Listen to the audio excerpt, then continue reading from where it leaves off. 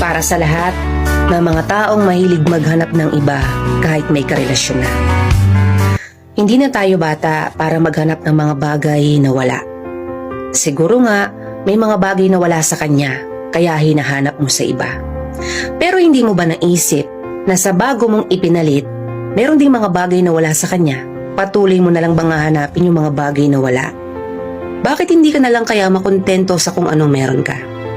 Baka isang araw, sa kakahanap mo sa mga bagay na wala, ikaw yung tuluyang mawalan. Tumandang mag-isa dahil nasasabik ka lang naman sa umpisa. Magaling ka lang sa umpisa.